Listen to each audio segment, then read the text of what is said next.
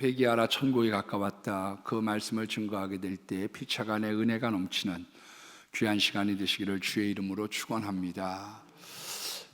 세례 요한도 그렇고 예수님도 그렇고 첫 번째 설교는 간단하게 회개하라 천국이 가까웠다. 그 내용을 가지고 설교를 하셨습니다. 회개하여 돌이킨 자만이 천국에 들어갈 수 있는 거죠. 성 어거스틴은 하나님이 할 수 없는 세 가지가 있는데, 첫 번째는 하나님은 죽을 수 없고, 두 번째는 회개한 사람을 구원하지 못하실 수 없고, 회개한 사람을 심판할 수 없다. 그게 이제 하나님께서 하지 못하는 세 가지라고 어거스틴은 말을 했습니다. 회개는 그게 세 가지의 종류가 있습니다. 첫 번째는 지적인 회개죠. 가령 탕자가 집을 떠나 먼 나라로 가서 갖가지 고생을 했습니다. 나중에는 쥐엄 열매로 배를 채우고자 하나 주는 사람이 없는지라 비로소 아버지의 생각이 났죠. 내가 하늘과 아버지께 죄를 얻었사온즉 내 이 모든 것들이 죄로 말미암았고 하나님께 잘못하고 아버지에게 잘못했구나, 그 깨달음이 생기는 것, 그것을 지적 회개라고 얘기를 합니다. 우리가 지적 회개가 쉽지 않습니다. 그래서 우리가 기도를 하는 사람이나 말씀을 보는 사람들은 말씀이 거울이 되어서 자기에게 잘못된 검댕이를 보고 문제를 발견하고, 또 기도를 하다가 성령의 조명으로 말미암아 우리가 회개가 터질 수 있습니다. 그러나 상당수의 부분들은 하나님께서 사람을 고용하셔서 세례 요한처럼 회개하라 천국이 가까웠다, 그와 같은 메시지를 증거하고 권면하고 때로는 또 책망도 하면서 그 사람이 돌이키기를 원하는 방법을 취하고 있습니다. 지적인 회개를 원하고 있는 거죠. 가령 우리가 다윗이라고 하는 사람에게 하나님께서 나단을 보내셨습니다. 하나님하고 잘 교통이 되지 않으니까 나단을 보내셔서 여러 가지 꾸며낸 이야기를 가지고 다윗에게 접근을 합니다. 마지막에 나단이 이렇게 이야기를 하죠. 양떼가 많으면서 이웃집 어린 양을 가지고 장치하려고 했던 파렴치한이 바로 당신입니다. 그때 다윗이 내가 잘못했다, 내가 죄인입니다, 주께서 당신을 용서하시려니와 이제부터는 사단에 회방할 거리가 있을 것입니다. 그래서 여러 가지 사단이 회방하는 사역들이 그 다음에 암논서부터 압살롬, 여러 가지 이야기들이 전개되는 걸 볼 수가 있습니다. 그러나 너무 감사한 것은 그런 다윗이라고 하는 사람이 그 충고를 받아들이고 나단의 이야기를 받아들이면서 회개하여 다시 하나님께 은혜의 자리로 돌아갔다. 굉장히 값진 일이죠. 그런 이면에 여호야다라고 하는 사람에 대한 이야기도 성경에 나와져 있습니다. 여호야다 대제사장이 제사장직을 보고 있을 때, 그때 이제 아달랴라고 하는 이세벨의 딸이 얼마나 악녀였는지, 자기가 낳지 않은 자식들이죠, 모든 왕손들을 다 죽여버리고 본인이 여왕으로 등극을 하게 됩니다. 그러니 그런 나쁜 여자에게서 나라가 엉망이었겠지요. 그때 여호야다 대제사장이 당시 몰래 구출을 했던 6살박이 아기를 왕으로 옹립을 하여 그 이름을 요아스라고 하면서 섭정을 하게 되었습니다. 여호야다라고 하는 의인이 살아있을 동안에는 이 신앙생활을 잘하고 하나님의 말씀대로 살아갔어요. 근데 이제 이 여호야다가 130세에 죽고 난 이후에는 그 다음부터는 지방 호족들이 우상숭배를 부추기기를 시작합니다. 그래서 우상숭배를 하다 보니 여호야다 대제사장의 아들이었던 스가랴라고 하는 선지자가 충고를 하고 권면을 합니다. 우상숭배하는 건 올바른 게 아니에요. 우상숭배하지 마십시오. 임금님, 옛날에 가지고 있었던 그 신앙의 자세로 돌아가십시오. 그렇게 권면했더니 이 스가랴를 죽여버리고 맙니다. 그때 이 스가랴가 죽으면서 하나님께 이렇게 기도하죠. 하나님, 신원해 주십시오. 갚아 주십시오. 그러면서 죽게 됩니다. 얼마 지나고 세월이 지나고 난 이후에 요아스가 아람과의 전쟁을 하게 될 때 큰 부상을 입게 됐습니다. 그래서 침상에 누워있게 될 때 스가랴 선지자 여호야다 대제사장의 아들의 문제 때문에 그 병상에서 요아스를 쳐 죽이는 장면들이 나오는 거죠. 회개할 기회를 잃어버리고 난 다음에 구원도 받지 못하고 비참한 최후로 끝났던 요아스 왕에 대한 기사가 성경에 기록이 되어져 있습니다. 우리가 어떤 면이든지 깨달아진다는 건 복된 일입니다. 언제 기도를 하든지 말씀을 우리가 듣든지 설교를 듣든지 또 우리가 어떤 사람들을 통하여 들리는 하나님의 음성이 있고 그리고 또 고난의 방법도 있습니다. 왜 우리가 사업이 실패했는데 금식하고 기도원에서 부르짖습니까? 왜냐하면 그 깨달음이 오는 거죠. 하나님, 내가 사업에 바쁘다고 하나님을 멀리했습니다. 내가 정말 하나님과의 관계에서 이런 문제가 있었던 것을 내가 이제 깨닫고 새 마음을 가지고 하나님 열심히 섬기고 사업하겠습니다. 그런 고백이 있는 거죠. 그런 고백 가운데 모나미 153 같은 그런 간증도 나오는 것 아니겠습니까? 그래서 실질적으로 고난이 들어가든지 또 권면이 있든지 기도와 말씀을 통해서 지적인 회개를 하는 것 굉장히 중요한 것입니다. 두 번째로는 감정적인 회개가 있습니다. 이 감정적인 회개라고 하는 건 뭐냐면은 죄가 미워졌다는 거예요. 죄가.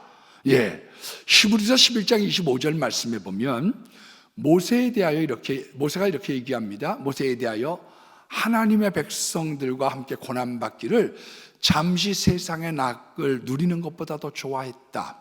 그러니까 내가 하나님 일하면서 힘들어. 때로는 어려운 일들도 만나고 여러 가지 그런 힘든 일들이 있지만 내가 이 이스라엘 백성과 하나님의 백성과 고난받는 것이 내가 세상에 잠깐 좋고 쾌락에 빠지는 것보다 나아서 난 이 길을 택했다는 겁니다.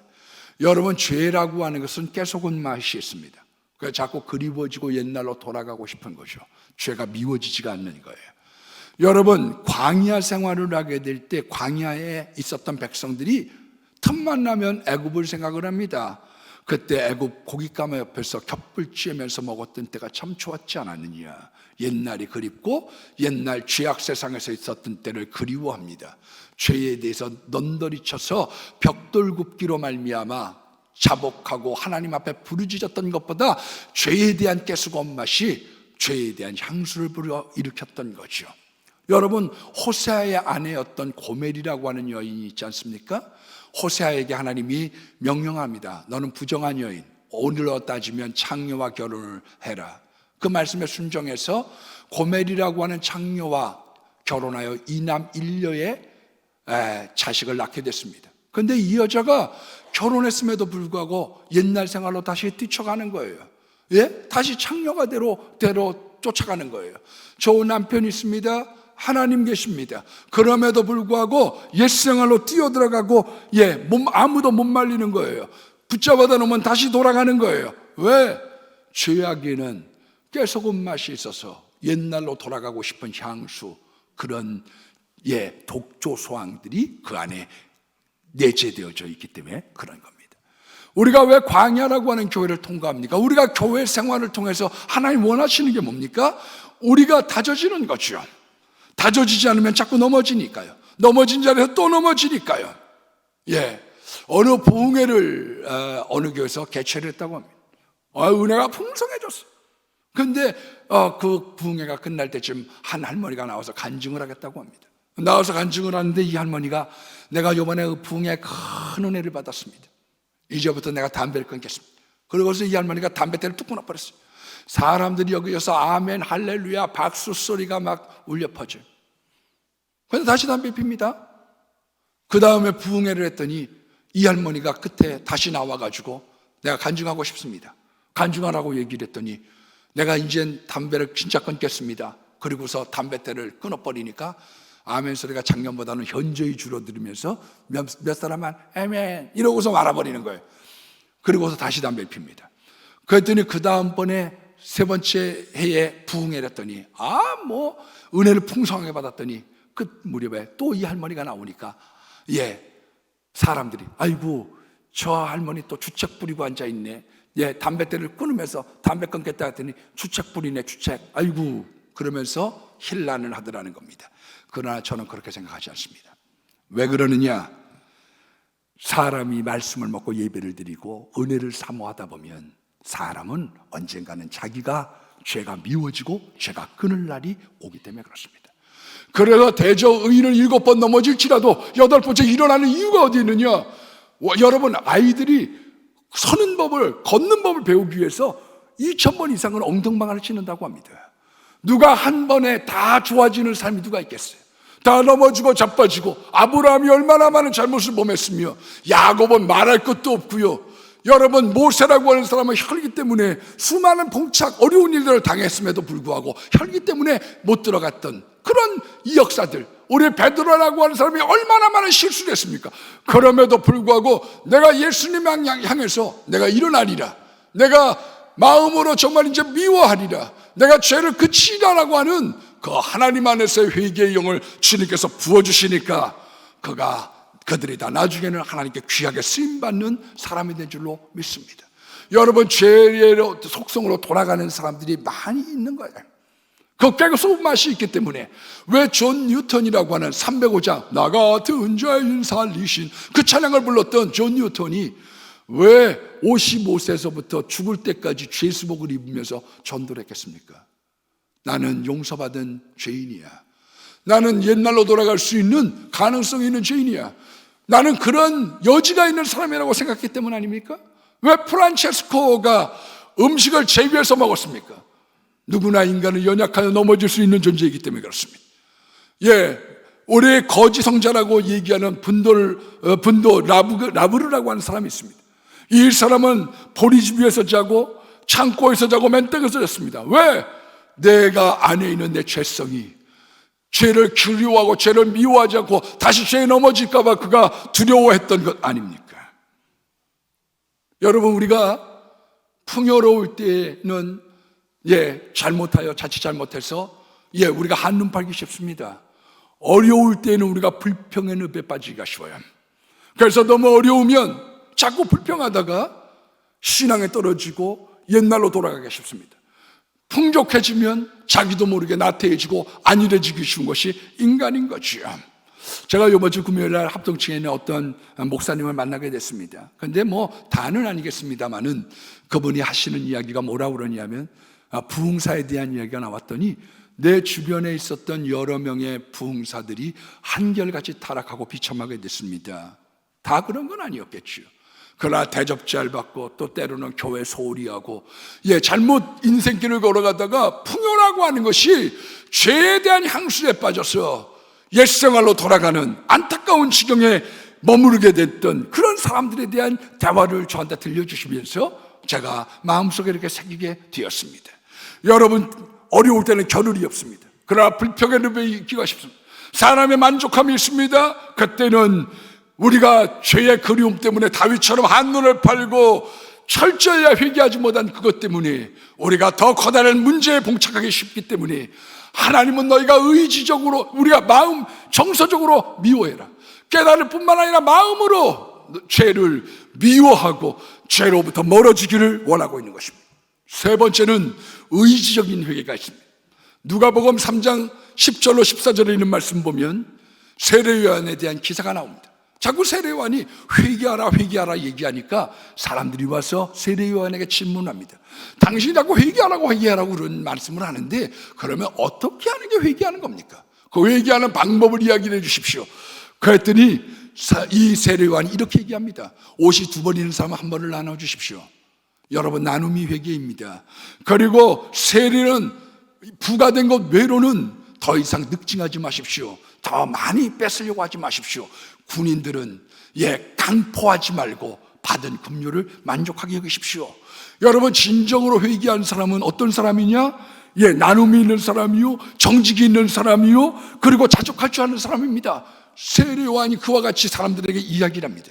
여러분, 누가복음 19장 1절로 10절에 회개한 세리에 대한 모습이 우리들에게 많은 귀감이 되어져 있습니다. 삭개오는 세리장이요 부자입니다. 그런데 이 사람이 예수님을 보고 싶어서 뽕나무, 엄밀하게 따지면 돌 무화과 나무 위로 올라가서 예수님을 구경을 하는데 주님께서 말씀하십니다. 삭개오야, 내려오라. 내가 오늘 네 집에 유하여야 하겠다. 그때 사람들이 막 수군거립니다. 여러분, 왜 수군거리고 왜 그 세리장 삭개오를 갖다가 핀잔을 주고 예수님에게 그러면 안 된다고 이야기를 했을까요? 원래 세리는 로마 사람들이 이렇게 만들었습니다. 자기 로마 사람들로 세리를 만들지 않았습니다. 왜냐하면 여기 실정을 모르는 거예요. 그래서 중구세무소에 있는 세무소장이 누구냐 하면 삭개오고, 대흥동, 목동, 선화동 이런 곳에 거기 있는 유지들이나 그 지역에 오래 살았던 사람들을 세무소원으로 임명을 하게 된 거죠. 그 임명을 하면서 오늘 김첨진에는 요번에 백마지기를 갖다가 농사져 가지고 요번에 200가만 원을 거뒀어. 그걸 잘 알고 있는 거죠. 저기 있는 김집산에는 요번에 보리 농사를 져 가지고 200가마니를 수확을 했어. 그 내용들을 잘 알고 있으니까 그 내용을 알고 있는 지방에 있는 사람을 임명하고, 목동, 선화동, 충천동, 대흥동 여기에 있는 사람들을 임명을 하고, 여기 있는 중부의 세익은 500억을 내. 나머지를 더 만약 거두게 되면 그건 알아서 자기들이 입마에 포켓하게나 그렇게 만들어 놓은 거죠. 그러니까 세례들이 어떻게 늑증을 하기 시작하느냐? 500억뿐만 아니라 수많은 그 다음부터의 이익을 창출하기 위해서 악착같이 더 많은 것들을 부과를 하기 시작합니다. 그래서 매국노요, 잔인한 자요, 돈 앞에서는 민족도 없고 형제도 없고 자기 이웃에 있는 친구도 없는 이 사람의 집에 들어가는 것을 보고 사람들이 수근수근한 거죠. 어떻게 예수님이 세리의 집에 들어갈 수 있느냐고, 창기 같은 저 집에 어떻게 들어갈 수 있느냐. 그런데 이 삭개오가 회개를 했습니다. 예수님의 복음을 받아들이고 진리의 말씀을 받아들이고 회개를 했더니, 내가 가진 것을 나눠주겠습니다. 반을 나눠주겠습니다. 내가 만약 토색한 것이 있다고 하면 내가 이제 거기에 4배를 갚아주겠습니다. 여러분, 회개한 삶이 뭡니까? 나누어주고, 또한 우리가 자기의 분수에 맞게 정직하게 살아가기를 하나님이 원하고 있다는 것입니다.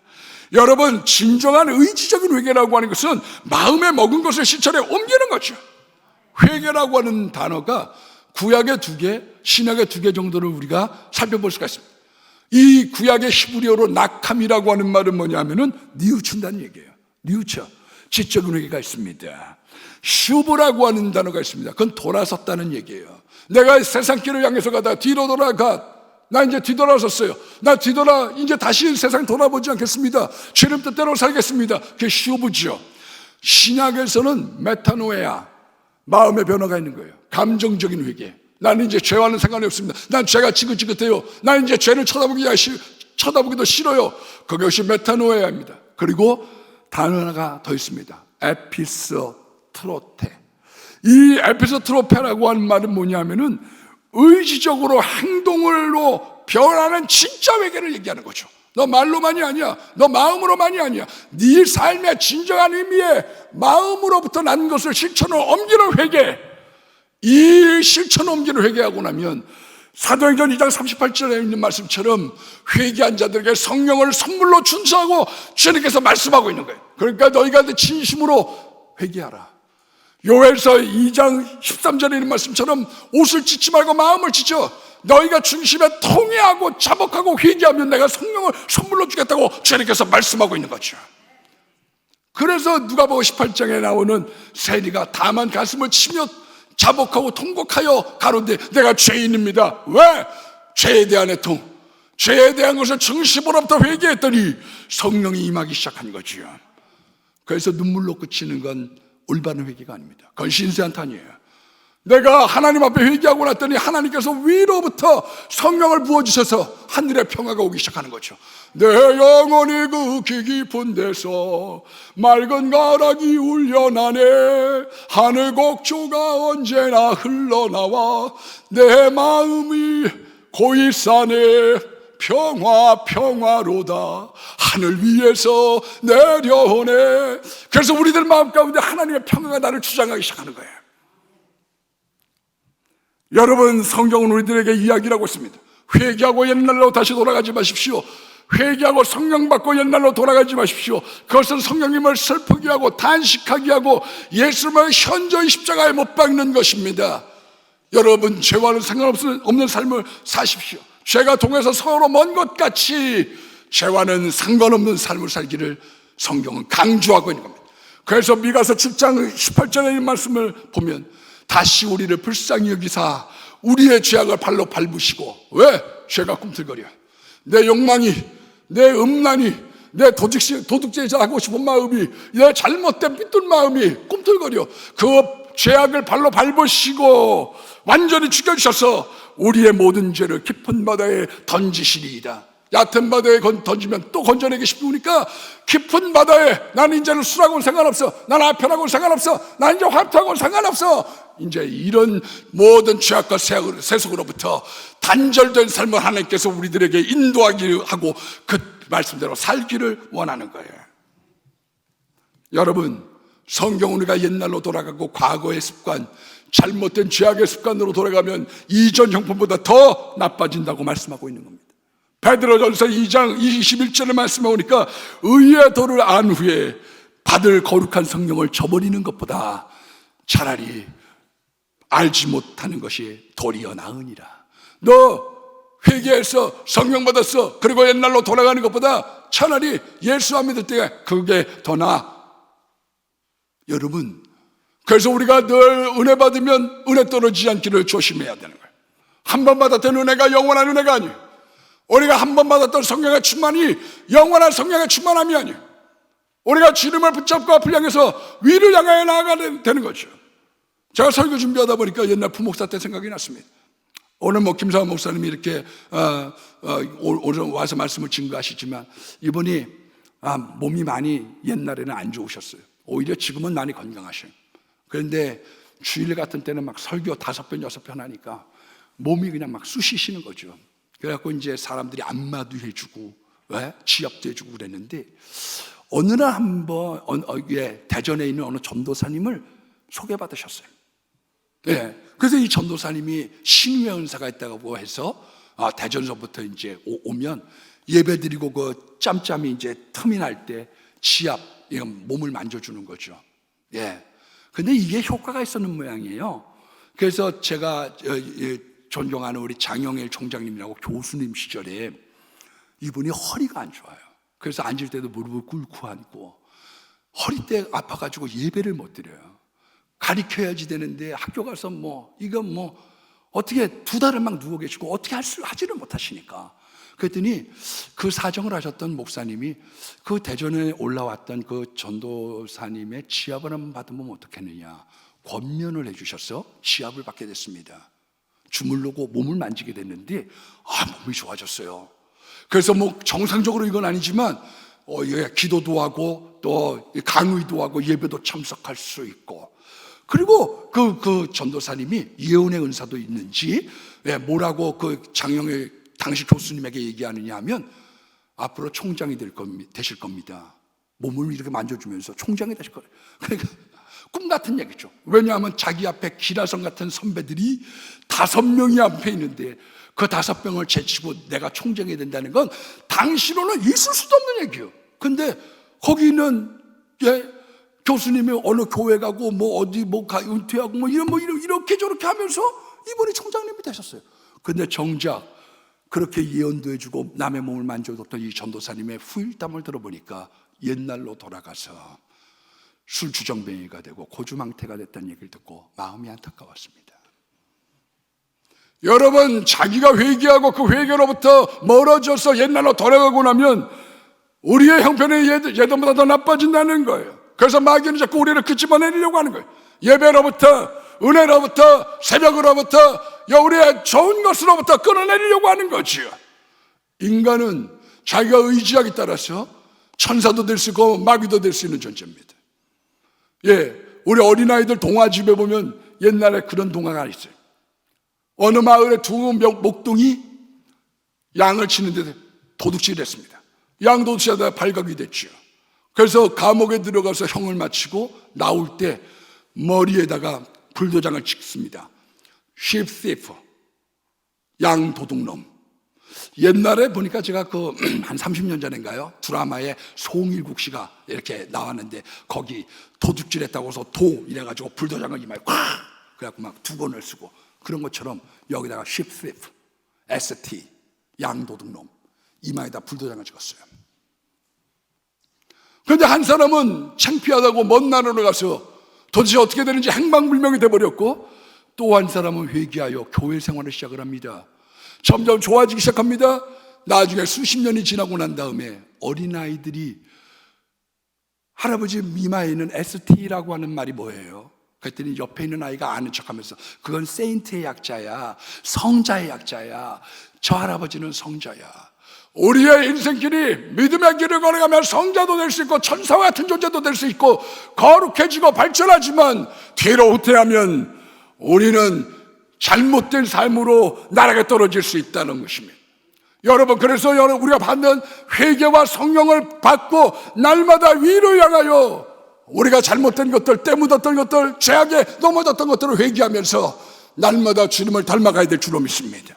그래서 성경에서 아브라함은 성부 하나님을 뜻하고, 그리고 이삭은 성자 예수님을 뜻합니다. 예수님께서 십자가에 달려서 희생이 되셨던 것처럼 이삭이 자기 피를 흘려서 정말 산채물이 된 거죠. 그래서 이스라엘 사람들은 지금도 예수님을 잘 믿지 않는 것 중에 하나가 왜 그러냐면 이삭이 흘린 피가 철철철철 흘러 넘쳤다고 보는 거죠. 그러나 실질적으로는 예수님에 대한 피의 제사의 예표가 이삭입니다. 성령님은 뭐냐? 성령님은 누구시냐 하면 그 성령님은 우리를 좋은 곳으로 믿음 안에서 내가 회개하고 돌아서면 점점 더 귀하고 거룩한 삶으로 인도하시는 예표가 되는 거예요. 그래서 야곱이 성령님의 예표인 거죠. 너는 사기꾼이야. 너는 잘못 살았어. 넌 나쁜 놈이야. 너는 남의 거를 뺏으려고 하는 자야. 그런데 예수님의 거 성령 충만 받으니까 그의 삶이 자꾸 변화가 나타나서 이스라엘의 민족의 조상이 됐을 뿐만 아니라 자신과 가족을 건사하는 놀라운 일들을 행하게 됐던 것이죠. 여러분, 사기꾼 어떤 사람들이 사기꾼인 줄 아세요? 야곱을 연구하면 사기꾼을 알 수 있습니다. 사기꾼은 이런 사람이 사기꾼이야. 급할 때 찾아오는 사람.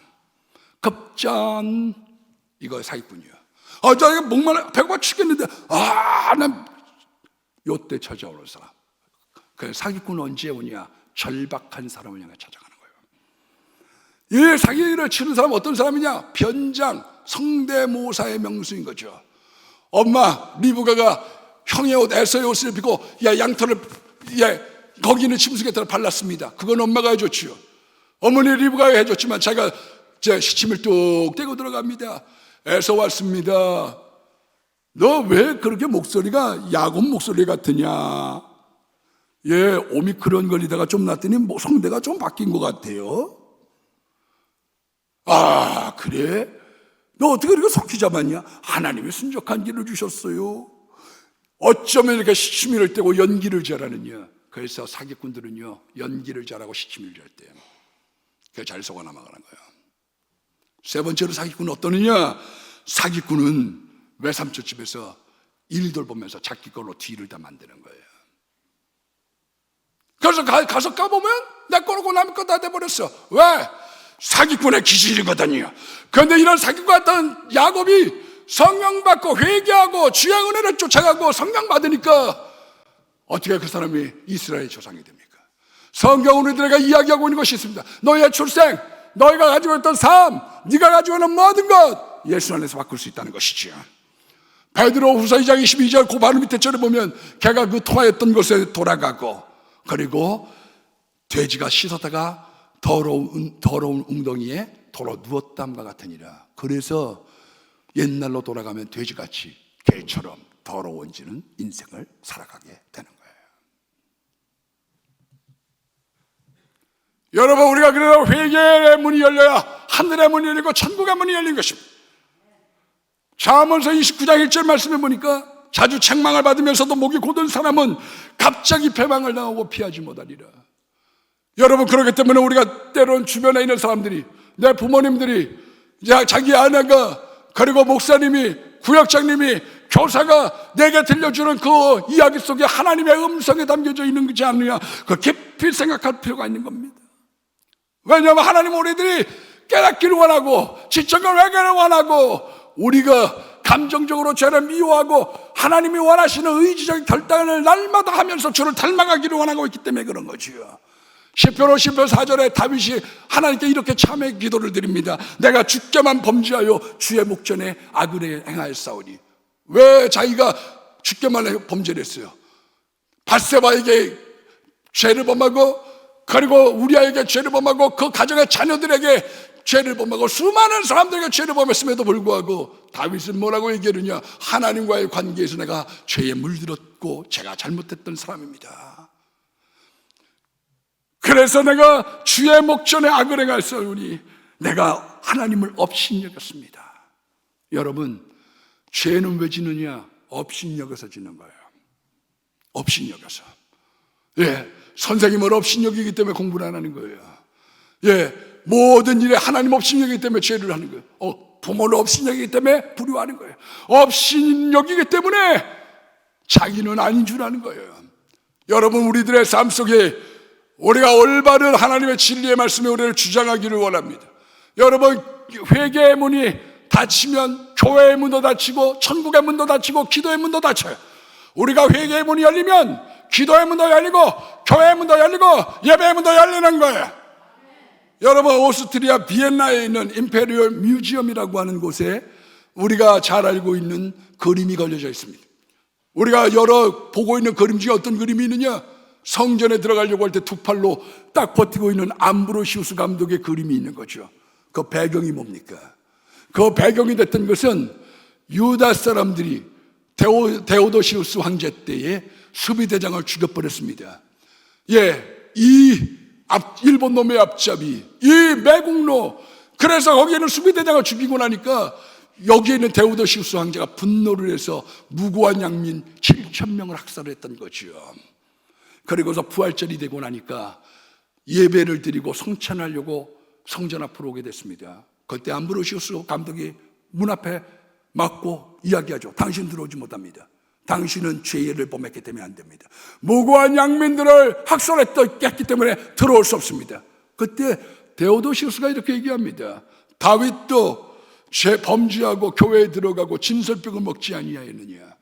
그때 암브로시우스 감독이 이렇게 답변을 합니다. 그러나 다윗은 회개했습니다. 그 한마디를 듣고 데오도시우스가 성탄절까지 베옷을 입고 죄를 뒤집어 쓰고 회개를 합니다. 세상의 권력과 그리고 종교의 권력에 부닥쳤던 역사적인 첫 번째 사건이기도 하지요.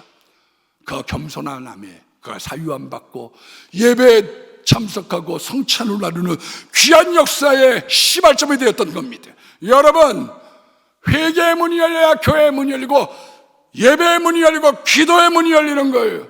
어떤 분이 나 요즘에 왜 이렇게 기도가 안 돼요? 그건 회개의 문제가 있을 수 있어요. 나 왜 이렇게 교회가 멀어졌는지 몰라요. 그거는 회개의 문제가 있을 수 있어요.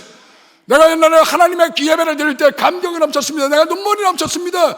나 근데 왜 요즘에 있어서 이렇게 메마르고 내가 기도도 안 되고 교회가 멀어지고 왜 내가 자꾸 이렇게 멀어지게 될까요? 그것은 회개의 문제에 있는 거예요. 여러분, 온전한 하나님의 은혜 가운데 가게 되면 우리가 온전히 주님 앞에 토설하고 하나님의 관계가 좋아져서 내가 주님과의 관계가 좋아지면 달고 오묘한 그 말씀, 생명의 말씀은 하나님의 말씀을 귀하고 달게 됩니다. 우리가 기도해야 하는 그 시간을 가장 귀하고 즐겁게 됩니다. 여러분의 예배에 하나님의 구원의 감격이 넘치게 되는 거예요. 오늘 혹시 여러분들의 삶 속에 구원의 감격을 잃어버렸든지 교회가 멀어졌든지 여러분들의 삶 속에 기도의 문이 닫혔다고 하면 그것이 여러분들의 신앙을 발견할 수 있는 자가 진단 키트인 거예요. 다른 자가 진단 키트가 아니에요. 오미크론만 자가 진단 키트가 있는 게 아니에요. 내가 옛날에 감격이 넘쳤는데 왜 이렇게 감격이 식었나요? 내가 왜 불평이 많아졌나요? 내가 왜 교회가 많아졌나요?